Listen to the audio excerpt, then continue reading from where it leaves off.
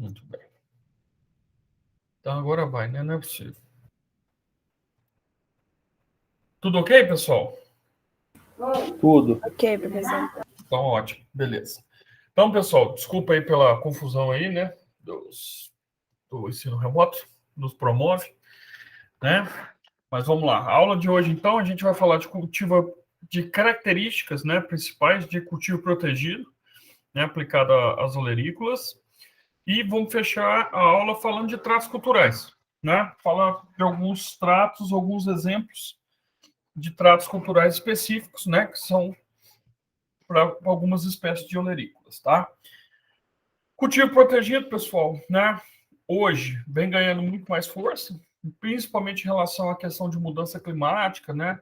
Visto que com esse tipo de cultivo a gente consegue manejar algumas características do ambiente, né? Para tornar ele mais propício, né, ao cultivo das hortaliças. Então, definição do que é cultivo protegido, né? É a proteção total ou parcial da cultura frente aos fatores bióticos e abióticos que interferem tanto na produção quanto na produtividade e na qualidade pré e pós-colheita das partes vegetais de interesse econômico. Então, isso é uma definição do que é o cultivo protegido. Ou seja, pode ser uma proteção total, né, no caso de uma estufa de produção, por exemplo, né, ou então parcial, conforme essas fotos aqui embaixo, ó, que são túneis, né, são móveis, você pode abrir e fechar o plástico, né, então é uma proteção parcial, tá bom? Falar um pouquinho do histórico, né, de como caminhou, né, para o cultivo protegido. Primeiro relato do cultivo protegido é de 77 a.C., Tibério, imperador romano. Ele tinha algumas cestas especiais com rodas. Então, durante o dia, essas cestas eram levadas para o lado de fora do palácio, né, para que as plantas tomassem sol, pudessem se desenvolver. No final do dia, era levado para dentro do palácio, porque o Tibério queria sempre ter, né, hortaliças frescas para ele comer. Então, criou essas cestas. É o primeiro relato de um tipo, né, de cultivo protegido. Século XIII, as famílias ricas também, né, começam a investir, terem interesse de manter o cultivo protegido para ter frutas e hortaliças frescas nos períodos de inverno, tudo na Europa, né, pessoal? Então, como no período de inverno, né, a temperatura muito baixa, começam a utilizar essas casas de vegetação, essas estufas, né, para produção. No século XVI, na Itália e França, começam a aparecer as estufas aquecidas, né, para que conseguisse manter a produção, principalmente no inverno, né? Século XVIII, então na Inglaterra e na Holanda começam a aparecer as casas de vegetação de vidro, né, que conseguem manter a temperatura bem mais elevada. A partir do século XX, vem a criação do polietileno, né, na década de 30, e com isso começou a difusão da plasticultura, né, que também, se vocês procurarem, a gente encontra muito esse termo também, plasticultura. Então, né, a difusão a partir da década de 30 da plasticultura, na década de 60, uma grande expansão da área cultivada na China, no Japão, Estados Unidos, Israel e na Inglaterra, né? Década de 60, introdução do cultivo de hortaliças em países como a Espanha, a França, a Grécia, a Turquia e a Itália, também tudo dentro, né, no formato de cultivo protegido. E na década de 70, expansão de cultivos, principalmente na Espanha, na Itália e na China, né? Esse aqui é um ranking que é a estimativa, né, de área de cultivo protegido com estufas no mundo em hectares, tá? Então, o primeiro país é a China, né, que na década de 90 tinha 600 mil hectares. Em 2010, já tinha aí quase 3 milhões e meio de hectares, né? Em segundo vem a Espanha, né, que também é um país de referência na Europa quando se fala, né, em cultivo protegido, tá, pessoal? Coreia do Sul, Japão e Turquia. O Brasil está bem mais abaixo, tá, pessoal? Por mais que a gente tenha, né, isso principalmente relacionado com questão climática, principalmente, né, que a gente consegue ter aqui, mesmo a céu aberto, né, cultivo tradicional, a gente consegue produzir o ano todo, né, dependendo das regiões, né, adequando aí talvez o tipo de cultivar, tá bom? Essa foto aqui, pessoal, né, alguns chamam de mar de plástico, é lá em Almeria, na Espanha. Então, todos aqui que vocês estão vendo são estufas de produção de frutas e hortaliças na região de Almeria, na Espanha, né? Então, vocês vejam o quanto, né, quanto o número de estufas, né, número de estruturas aí para cultivo protegido, certo? Né, alguns relatam isso aí como mar de plástico, como eu falei, né, porque é tudo isso aí. Lembrando, né, pessoal, que na Europa é muito mais difundido também, principalmente por conta da problemas de temperatura, né, porque lá o inverno é muito frio, com neve, então isso tudo é um fator, né, um dos principais fatores que fazem com que aumente também o número de produção nesse sistema. E no Brasil? Bom, a introdução do polietileno aqui foi na década de 60, né? E começou muito com a utilização para cobrir os canteiros para a produção de morango, né? Que, inclusive, é utilizado até hoje, né? No sistema tradicional de produção do morango, né? Os canteiros cobertos para manter a qualidade do fruto. Na década de 70, então, começa o cultivo protegido de tomate em Manaus e de pepino, né? Por produtores da Cooperativa Agrícola de Cotia, aqui em São Paulo, né? Logicamente, lá em Manaus, por conta, né, das condições de doença, principalmente, né, então iniciou com o cultivo do tomate. Na década de 80, há um aumento também, né, principalmente por produção de flores em Olambra e Atibaia.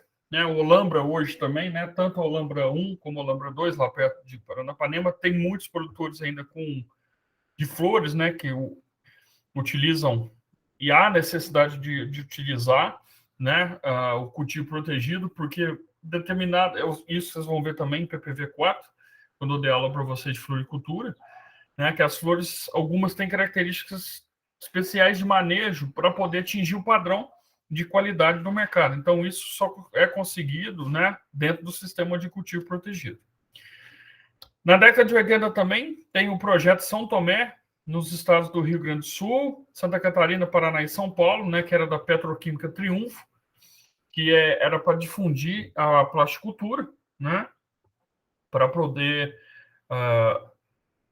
tornar, né, a tecnologia mais acessível aos produtores, tá?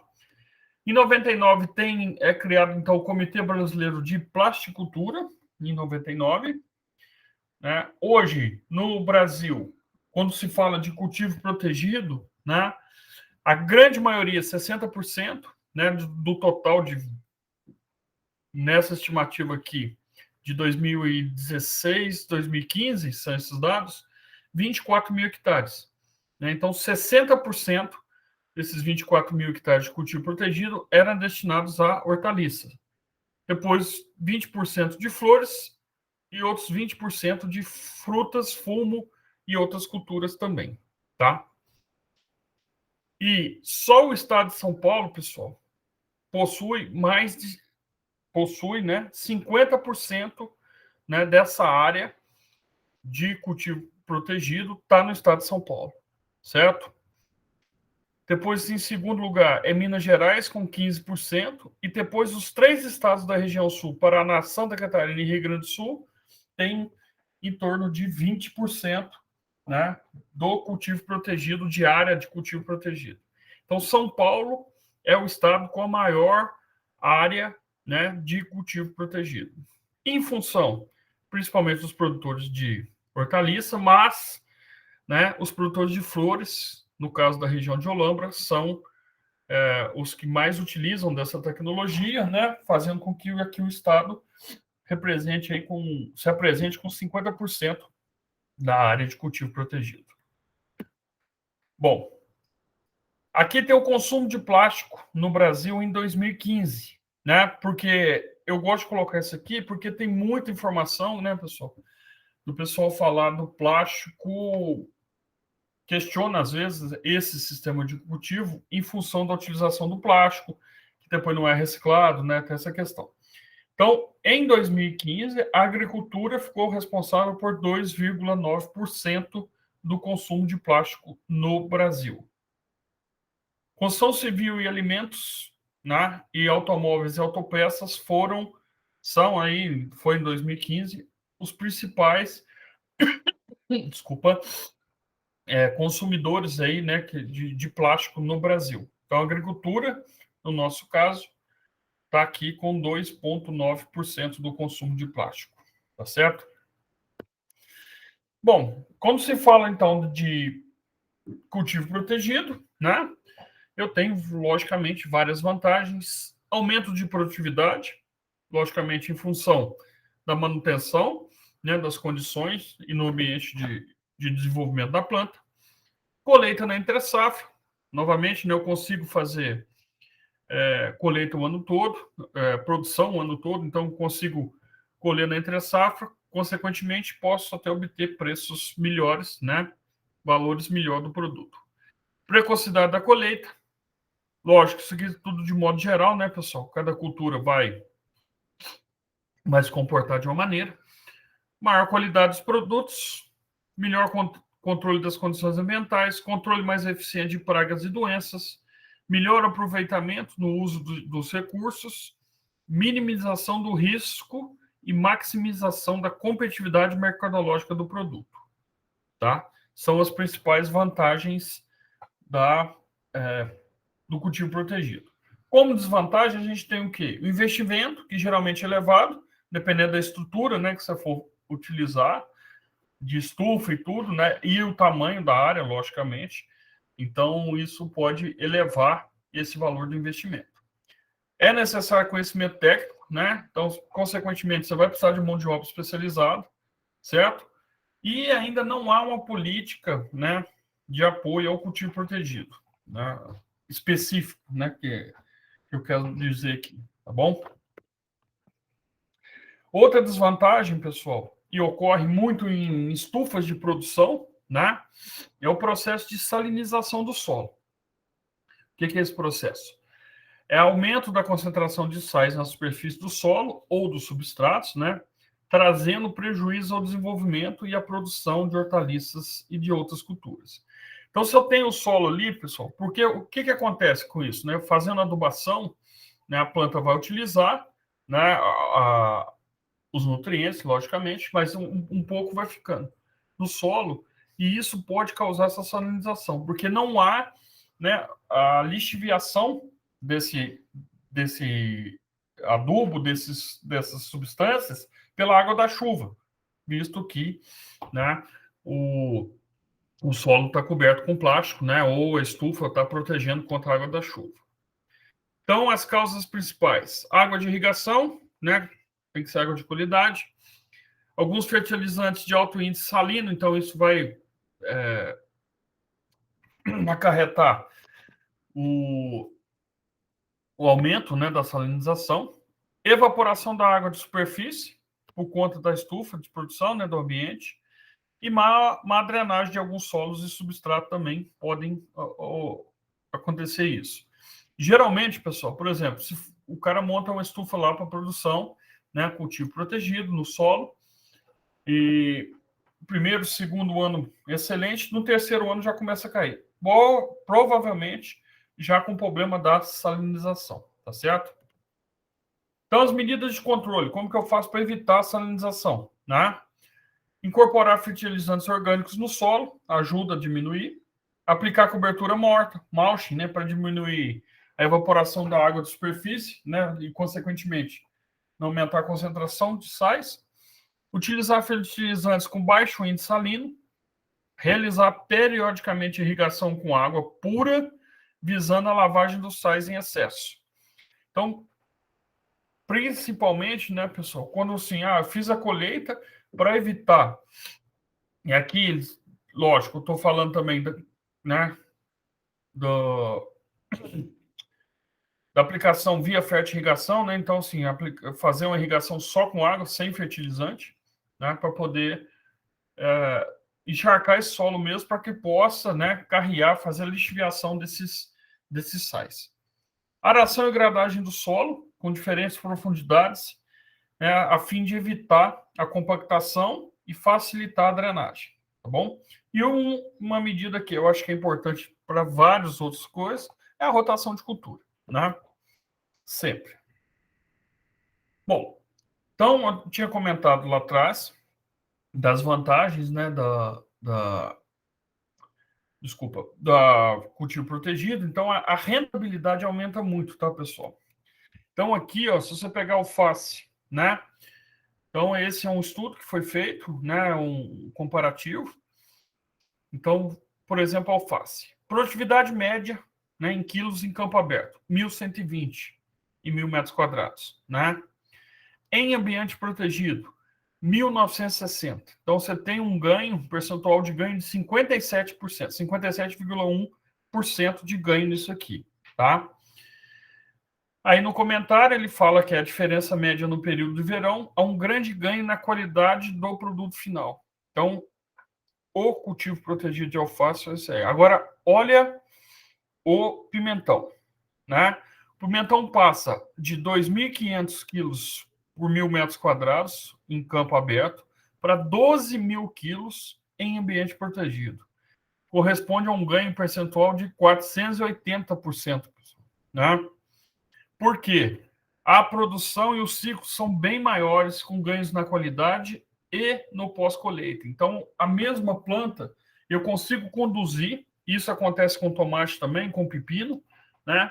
Eu consigo conduzir ela por um ciclo bem maior, né? Que eu vou conseguir ter ganhos, né? Aumento de produtividade por planta, produção por planta muito grande. Então, aumenta esse ciclo de colheita, esse ciclo da cultura, né, dentro do ambiente protegido. Menor incidência de doenças, né, e de pragas, logicamente, são outros fatores também relacionados com isso. No caso do pepino, lá, passa de 4.400 para 26.000, né, 590% de ganho, né. Aqui, no caso, ele fala do pepino tipo japonês, né, pessoal? Que é aquele pepino mais fino, não é o pepino o caipira, né, que a gente encontra mais nas feiras. Tá, pessoal? Então, isso aqui, né, eu coloco essa tabela que eu acho muito interessante para pensar o quê? Né? Isso tem que entrar, por exemplo, se você vai montar um projeto, vai fazer isso com um produtor, tem que pensar nesses números, né? Porque você vai ter um ganho maior, né? Por conta da produção maior. Então, isso também tem que ser levado em consideração na hora de você montar um projeto, na hora de você for pensar nisso, de passar isso para o produtor, tá bom? Então, falar agora um pouquinho dos fatores climáticos no cultivo, né? Primeiro, luminosidade, né? No Brasil, a radiação incidente interna, ou seja, dentro das estufas, geralmente, na condição do Brasil, a gente vai ter, dependendo da época do ano, dependendo do tipo de plástico, de 5% a 35% da redução de luminosidade dentro da estufa, tá? Tipo de plástico, como eu falei, né? Composição e espessura, o ângulo de elevação do sol, que vai estar relacionado, lógico, com a estação do ano e a hora do dia, e a reflexão e absorção pelo próprio plástico, né? Então, isso em questão de luminosidade. Lembrando que a radiação solar difusa é maior no ambiente interno, então vou ter uma difusão maior dessa iluminação, fazendo com que isso, né, essa luz, atinja a planta em quase toda a sua totalidade, tá, pessoal? Isso é uma vantagem também, né? Então, eu tenho aqui, quando eu falo da luminosidade, né?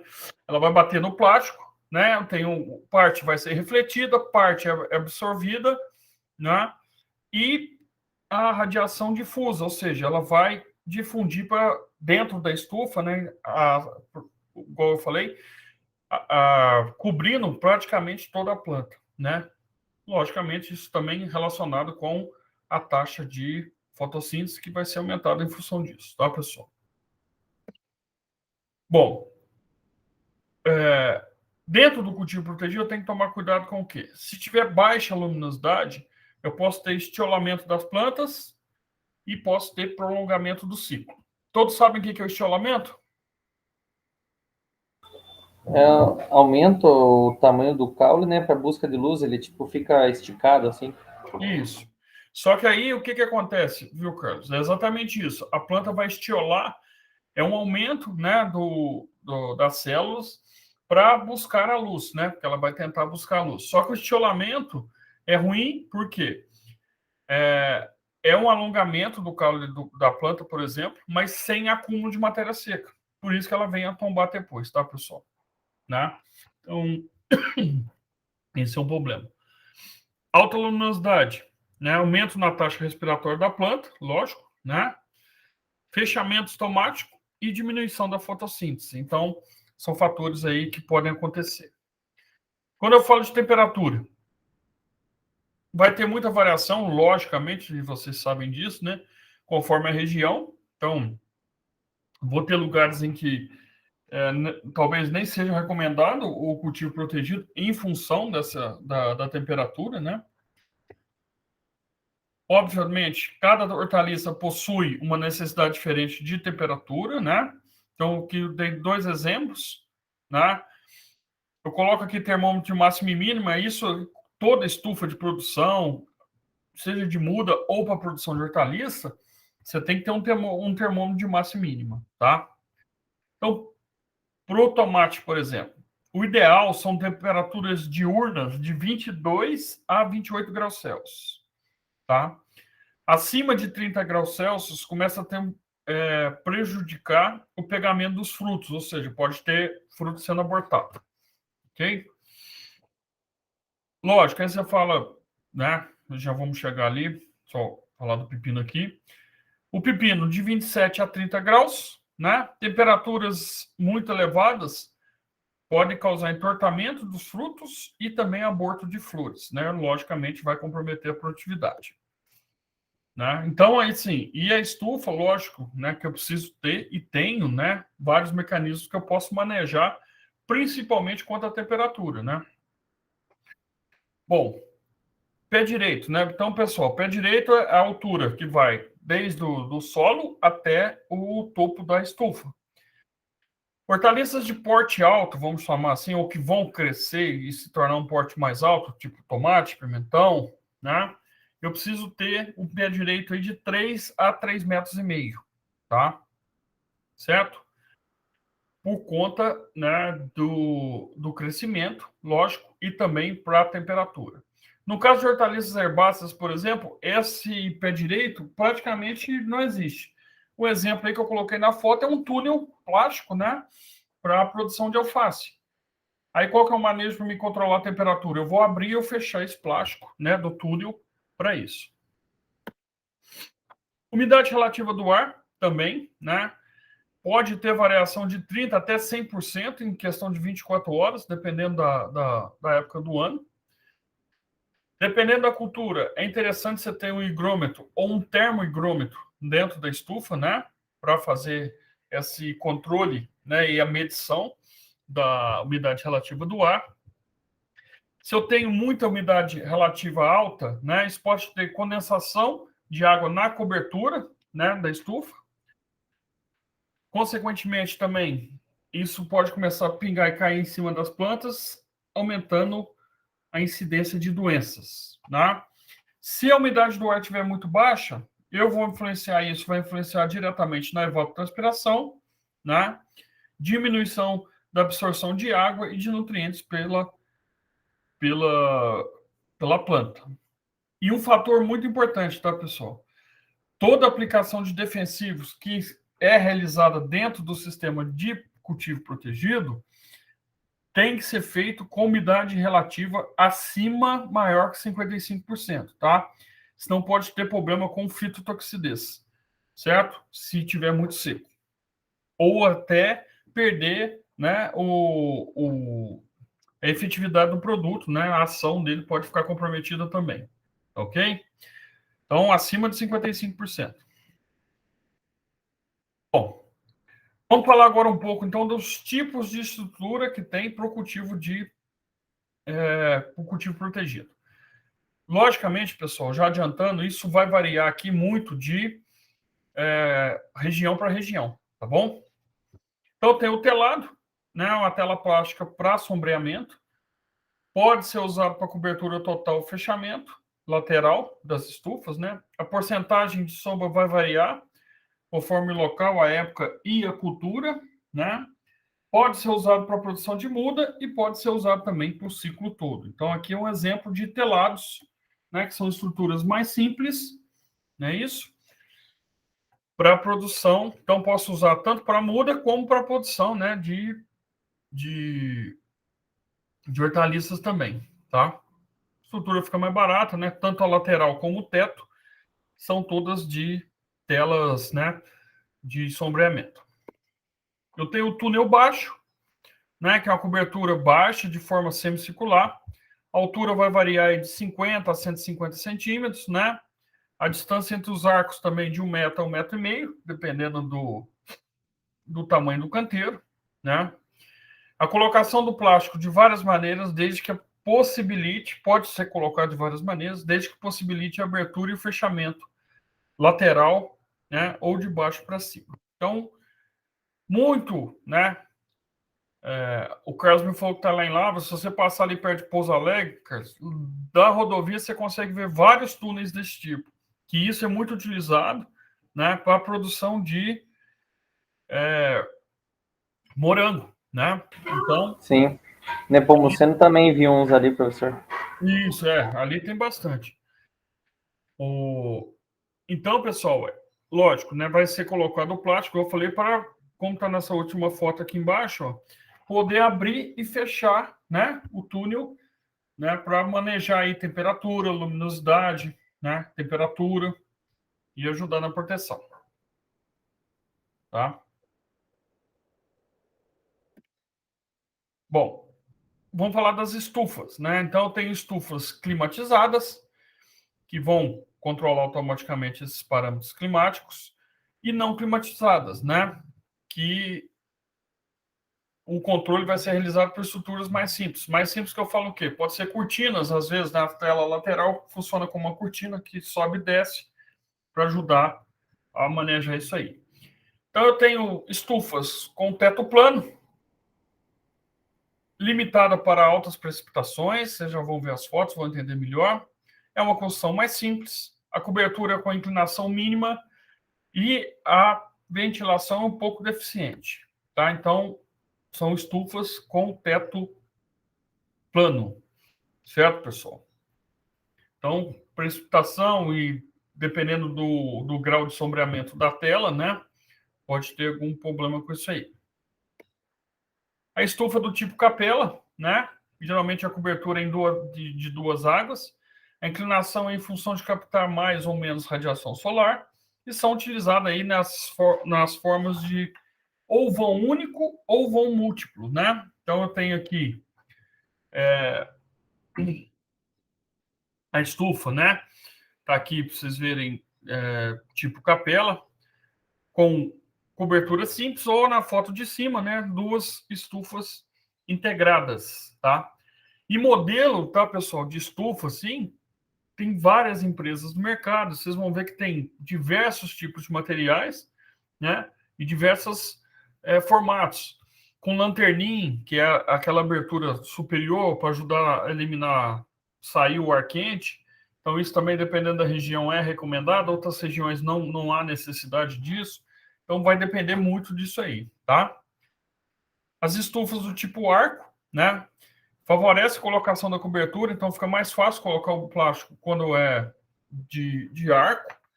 Elas são mais resistentes ao vento também, que é um problema sério, principalmente para rasgar a tela e o plástico, né? São também utilizadas nas formas de vão único ou múltiplos, né? E é um dos modelos muito mais utilizados aí para a produção de olerícolas, tá? Tanto para a parte de produção de mudas, como para a produção mesmo, né? de plantas para o consumo, né? Para venda e consumo. Aqui na foto de cima dá para ver ventiladores também. Então, pessoal, isso também existem modelos de estufas em que você controla isso. Então, tem sensores ao longo da estufa. Se a temperatura aumentar muito, o ventilador é acionado, fazendo com que forçando a circulação de ar dentro, né?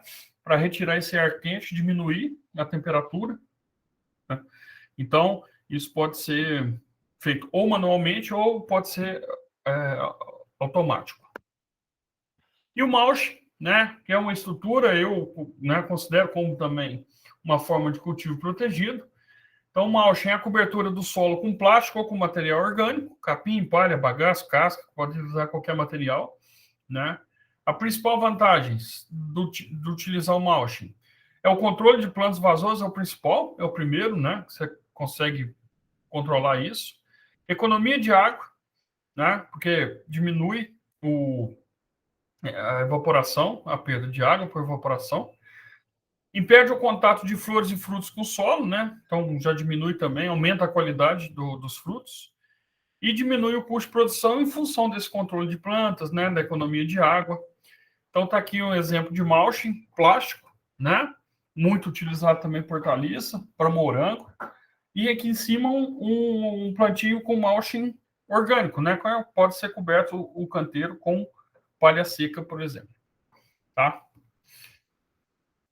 E hoje, pessoal, já tem muito material, né? Já tem até a ráfia de solo, que alguns produtores estão testando, que ela é mais resistente que o plástico. Então, prepara o canteiro, né? Coloca a ráfia e você consegue fazer cultivos sucessivos sem precisar ficar trocando o plástico toda vez. Tá certo? Falar um pouquinho das telas, então, pessoal, só para a gente já ir fechando aqui. Telas de sombreamento, então, essas telas podem ser brancas, escuras, pretas ou cinzas, coloridas, né, azuis ou vermelhas. Tem vários estudos, artigos aí falando que telas coloridas, né, principalmente a vermelha, aumenta a taxa fotossintética da planta, né, por conta do comprimento de onda, né, da cor vermelha. Outros falam que não altera nada. Eu, pelo menos assim, o relato que eu já tive de 2 produtores foi que trocaram para tela vermelha e não tiveram diferença alguma, né? Então, depende aí do objetivo também, né? Bom, então as telas vão ter redução da temperatura do ar, lógico, né? Redução da evapotranspiração e protege também, principalmente contra chuva forte, granizo e em alguns casos, protege também da geada. Eu tenho telas termorrefletoras, né? Então, também chamadas de telas aluminizadas, que geralmente nas estufas de produção, pessoal, hidroponia tem bastante, né? Funciona como se fosse uma cortina também, dependendo da temperatura, da condição do clima. Ela pode ser aberta, porque ela vai refletir muito, né? Então, reduz o ar, reduz a evaporação e existem, né? Trabalhos que dizem que pode reduzir em até 15 graus a temperatura interna. Então, você consegue fazer um manejo aí bacana da temperatura, pensando que você consegue controlar e diminuir até 15 graus, é bastante coisa, tá? Os filmes plásticos. Então, os materiais mais empregados aí são o polietileno de baixa densidade, de alta densidade, o etileno vinil acetato e o cloreto de polivinila, o PVC, né?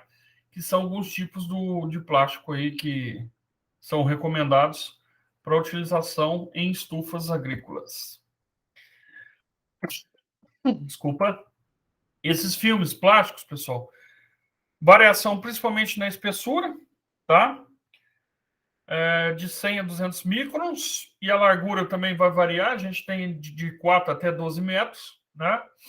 Alguns, né, hoje, já vêm com aditivos, com bloqueio da radiação ultravioleta, né?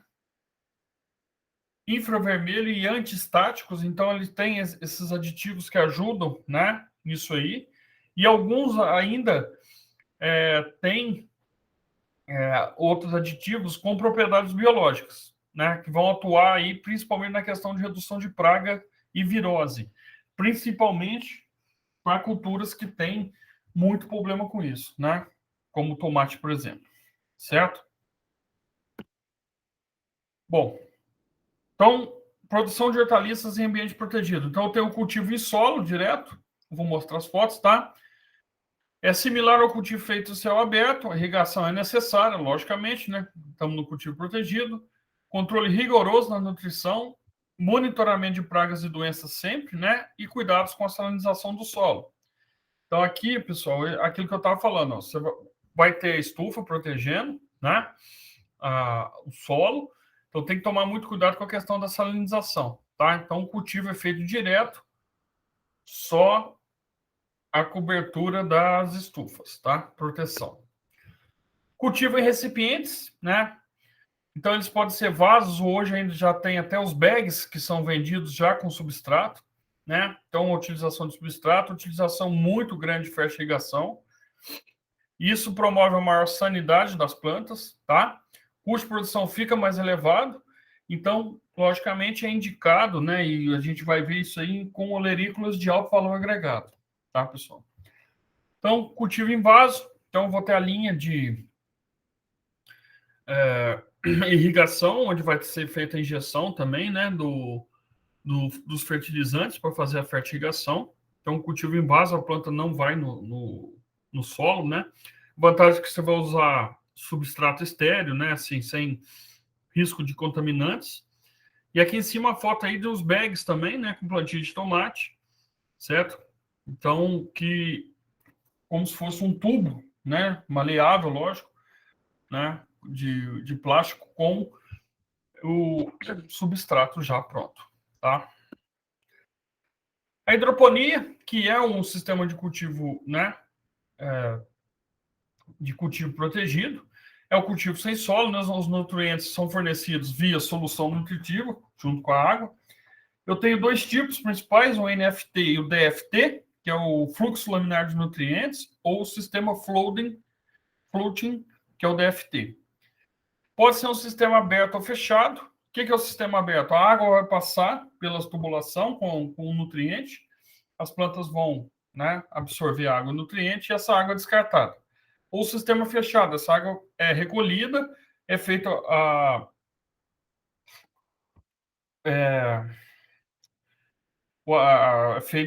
correção, né, do pH e da concentração de fertilizante, e então o sistema fechado. Hoje o sistema fechado é o mais utilizado, né? Então tem que fazer um monitoramento da solução nutritiva sempre. Cuidados com a sanidade do sistema, porque se você tiver contaminação da sua água, ela está passando por toda a sua produção, então você imagina, você pode estar comprometendo todo o sistema, tá? E logicamente, né, pessoal, água de boa qualidade. Então aqui eu tenho, né, o sistema DFT, ó, do floating, é a foto de cima, tá? São essas bandejas de isopor que a planta fica, né, boiando ali numa lâmina de água constante, como se fosse uma piscina. E embaixo o sistema que é o mais comercializado hoje, o mais utilizado, que é o NFT, que são esses tubos, né, esses perfis hidropônicos. Então aqui ela tem uma certa declinidade para a água passar ali com os nutrientes, né? E no final geralmente é recolhido, volta para a caixa, né? Então o sistema fica girando isso aí, tá? Logo, logo teremos nossa hidroponia lá na universidade, no campus, se Deus quiser. Ok? Vamos falar dos tratos culturais, rapidinho, para a gente fechar. Então, em função, pessoal, da grande quantidade de espécies que nós temos, né, dentro da produção de olerícolas, logicamente os tratos culturais vão variar bastante, tá? Então, tratos culturais são um conjunto de operações realizadas após o plantio que servem para a formação e a manutenção das hortaliças durante toda a sua vida produtiva. Então, vou mostrar alguns exemplos aqui no final para fechar a aula, né? Para mostrar alguns tratos culturais específicos, né? Logicamente, a gente vai ter, né, controle de plantas infestantes. normal para todas as culturas, inclusive para as hortaliças. Então, as plantas infestantes afetam a cultura devido à competição por água, luz e nutrientes, né? E também pela liberação de compostos alelopáticos, tá? Dentro do controle de plantas infestantes, a gente tem o período crítico de competição. O que é isso? É o período a partir da semeadura, da emergência ou do transplante da muda, da olerícola, né? Em que as plantas daninhas devem ser controladas com eficiência, para evitar perdas quantitativas e qualitativas, né? Então, esse período crítico de prevenção à interferência, né, que é relacionado com o período crítico de competição, vai variar conforme a hortaliça. Então, vamos lá. Cebola, de 14 a 42 dias.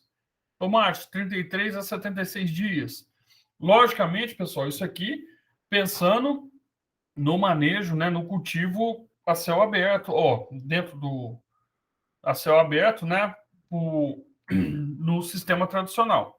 Se a gente for usar o sistema de cultivo protegido, por exemplo, num sistema em vaso, logicamente eu não vou ter problema com planta infestante, tá? Então, vocês vão ver, brócolis de 3 a 17 dias. Então, são os períodos, né, que preciso ter uma prevenção e a interferência aí que tem que ser mantido para evitar perdas de qualidade e desenvolvimento das plantas, tá ok? Bom, quando eu falo de plantas infestantes, eu tenho um manejo preventivo, né? Medidas preventivas que vão impedir, que impeçam a introdução ou a disseminação dessas espécies de plantas na área de cultivo. Então, o uso de sementes de elevada pureza e vigor, logicamente, né? Para evitar. Limpeza de equipamentos de preparo de solo. Utilização de material orgânico de boa qualidade. O grande problema com hortaliça, né, pessoal, assim, para a produção, como as hortaliças requerem muita adubação orgânica, muitas vezes, né, o material que está sendo usado como adubo orgânico vai conter, né, muita semente de planta daninha, né? E algumas sementes conseguem sobreviver no trato digestivo dos animais, né? Então, ela não perde o vigor, né, o poder de germinação. Logicamente, você pode estar introduzindo isso na área. E acontece muito, né? Manejo preventivo, tem um manejo mecânico, né? Tem o nosso boa e velha Enxadox, né, que é esse produto aqui que vocês conhecem, que requer uma força física grande. Dependendo do tamanho da área, eu posso fazer o cultivo tratorizado, né, com cultivadores, ou até esses cultivadores menores, né, que são utilizados também motorizados, podem ser utilizados aí para fazer o manejo da planta daninha. O manejo físico que é feito, pessoal, né, e isso pode ser feito em canteiros, substratos, é até recomendado para fazer a esterilização, é a utilização do calor do próprio sol, né, fazendo a solarização. Então, o que é a solarização? Eu vou preparar o canteiro para fazer o cultivo das hortaliças, eu vou molhar esse canteiro, né, e vou cobrir com esse plástico transparente, certo? Por que eu vou molhar? A água conduz o calor melhor que o ar, né? Então, isso vai aquecer, né? Lógico, tem que ser num dia que tenha, né, um sol considerável, né, sem estar com o dia nublado, para poder fazer essa solarização. Então, esse calor, né, que vai circular ali, ajuda no manejo não só das plantas infestantes, mas também de nematóide, né, e de outros patógenos que podem estar no solo. Então, solarização muito utilizada, tá, pessoal? Tanto para canteiro de cultivo, como para substrato. E, logicamente, eu tenho o controle químico, né, das plantas infestantes, que é utilizando os herbicidas. Só lembrando sempre, né, pessoal, tem que estar registrado para a cultura, tem que estar registrado para a planta daninha também, né? E, logicamente, respeitar as doses, né? Porque, principalmente, hortaliças, né, que tem folhosas, por exemplo, que tem um ciclo mais curto, né? Tem que tomar cuidado aí com o período de carência, isso aí, tá bom? Bom, como eu falei, né, a gente vai ter uma diversidade muito grande de tratos culturais específicos em função da diversidade de espécies. Então, vou citar alguns exemplos, tá, pessoal? Em PPV4, depois a gente vai ver isso também, quando for estudar as culturas. Então, eu tenho a montoa, né, que nada mais é do que chegar à terra na base da planta. Batata inglesa e batata doce são duas culturas em que eu tenho que fazer a montoa, tá? A batata, inclusive, para ajudar tanto, né, a batata como a batata doce, a ter maior número de ramificação, para ter maior produção, né, e proteger também os tubérculos. No caso da batata, se ela recebe luz direto no tubérculo, a batata inglesa, ela começa a ficar verde. Por quê? Ali começa a desenvolver células, né, que vão começar a fazer fotossíntese. Por isso fica aquela batata verde. E isso é um defeito depois lá na parte de classificação. A Montoa ajuda a diminuir esse problema. Raleio de plantas, então, cenoura, beterraba e abóbora, quando é propagada por semente, né, eu posso fazer e devo fazer, por exemplo, o raleio dessas plantas, né? Cenoura eu tenho que fazer, né, para poder garantir o quê? Calibre, né, do desenvolvimento da planta, tanto a cenoura e a beterraba, principalmente pensando na classificação. E a abóbora também, como a semente é mais barata, geralmente eu coloco mais sementes do que eu preciso por cova para garantir o estande de plantas e depois faço o raleio, tá?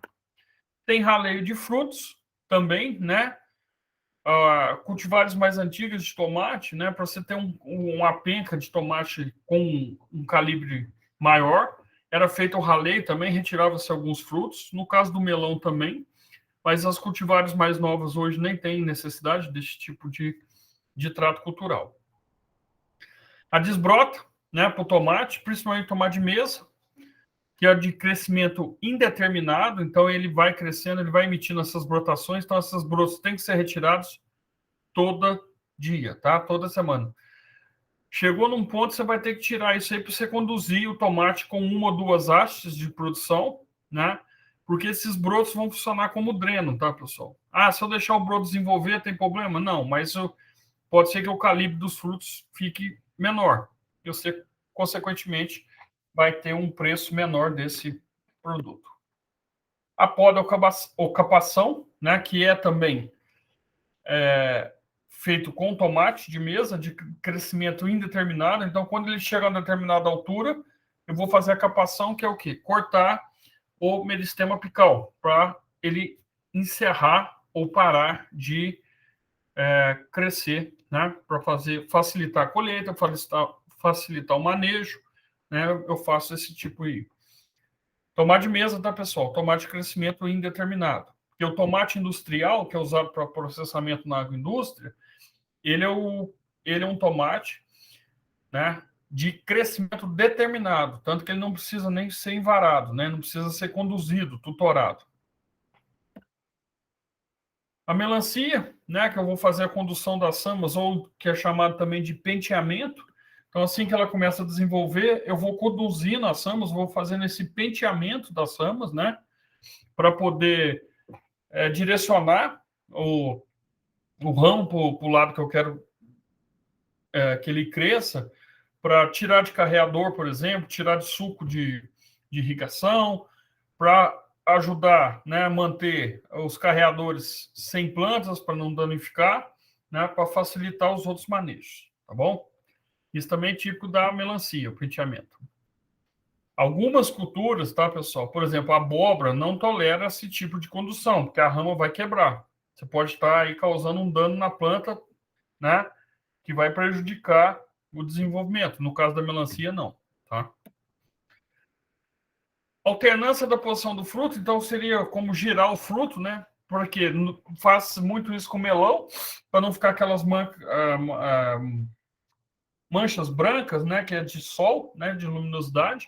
Então você vai alternando o melão, é feito só girando o fruto. Também específico do melão, porque ele tolera esse movimento, né? Sem quebrar ali o pedúnculo que está ligado com a planta, tá? Perguntas, pessoal?